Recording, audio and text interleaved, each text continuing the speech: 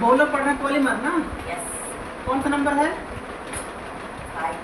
5 है ना, कितना? पॉली विनाइल या वाइनिल क्लोराइड, ठीक है ना, यस। जिसको PVC के नाम से जानते हैं। ये बहुलक हम लोग पढ़ रहे हैं, ठीक है। सबसे पहले इसमें लिखना PVC का एकलक, देखो PVC का एकलक वाइनिल क्लोराइड होता है ना। एकलक वाइनिल क्लोराइड, और ब्रैकेट में ये लिखो PVC का एकलक वाइनिल क्लोराइड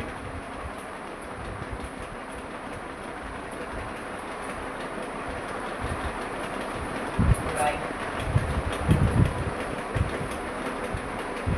लिखे। यस। आगे लिखो, ये ब्रैकेट में इसको लिख लिया है, नो सर। लिखो ना भाई। वाइनिल क्लोराइड के अणुओं को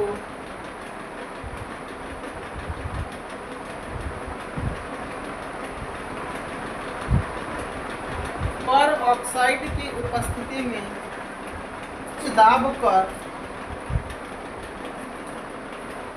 उच्च दाब पर गर्म किया जाता है तो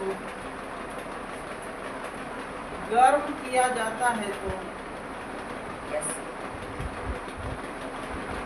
PVC या पॉलीविनाइल क्लोराइड बनता है। PVC या पॉलीविनाइल क्लोराइड बनता है। ये इम्पोर्टेंट है भाई। कभी कभी इसका फुल फॉर्म भी बोलता है PVC का पूरा नाम। 6 नंबर है पॉली टेट्रा फ्लोरो एथिलीन। क्या है?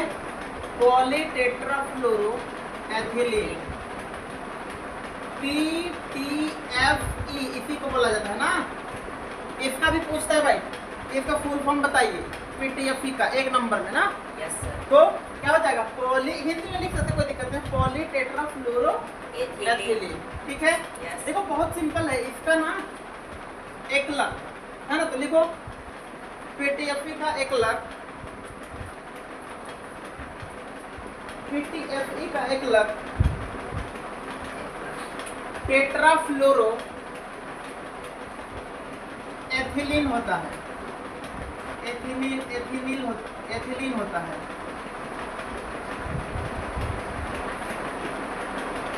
ठीक है। यस। देखो ध्यान से देखना, यहाँ दिख रहा है हाँ। वाइनिल क्लोराइड में, ध्यान से देखोगे तो 3 हाइड्रोजन है और 1 क्लोरीन है।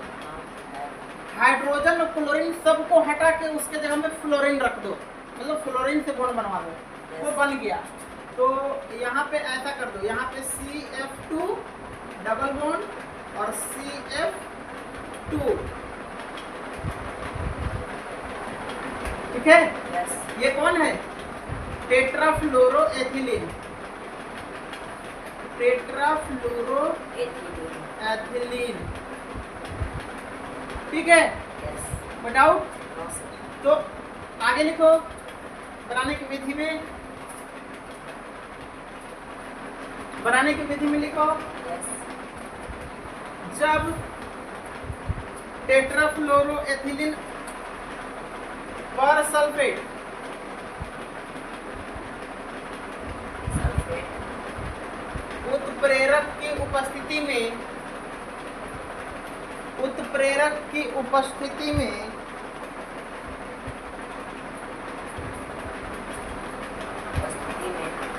उच्च ताप पर गर्म किया जाता है तो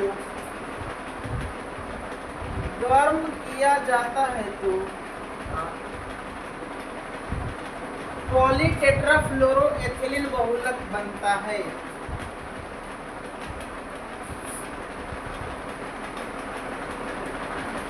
पॉलीटेट्राफ्लोरो एथिलीन यानी कि PTFE बहुलक का निर्माण होता है। ठीक है, बहुत सिंपल।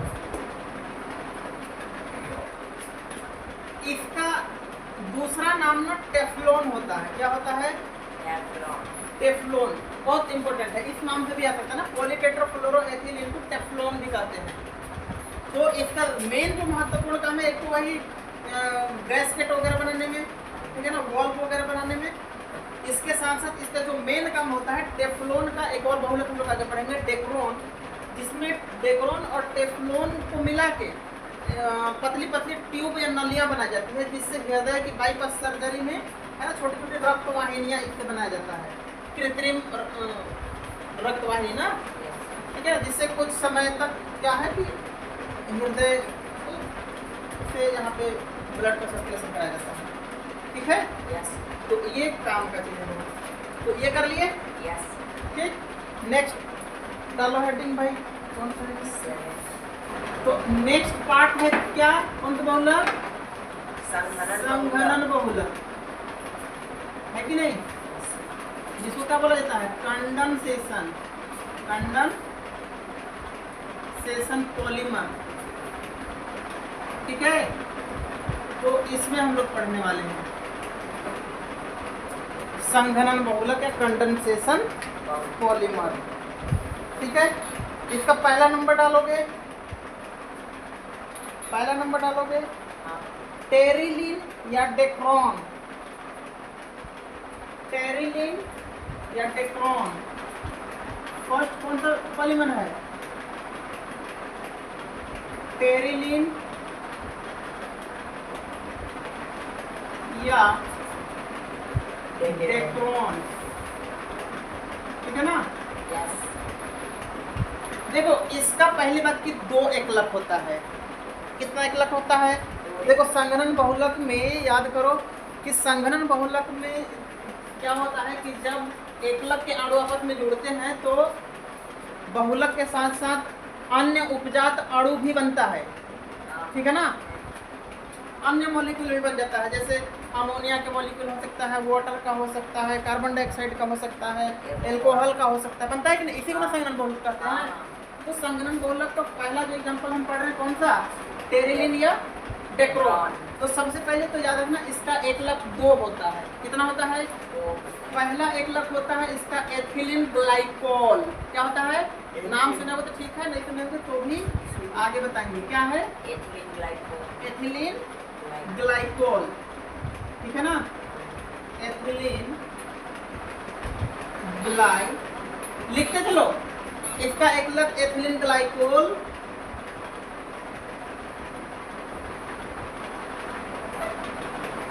Socialism. हाँ, इसका एकलक एथिलीन ग्लाइकोल, और फॉर्मूला भी लिखते चलोगे बेटा। इसका एकलक एथिलीन ग्लाइकोल,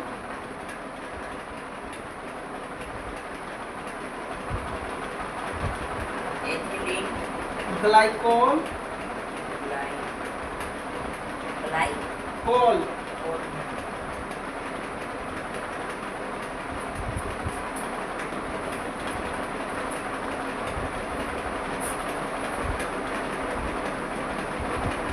Sir, हाँ, glycol के बाद क्या लिखेंगे?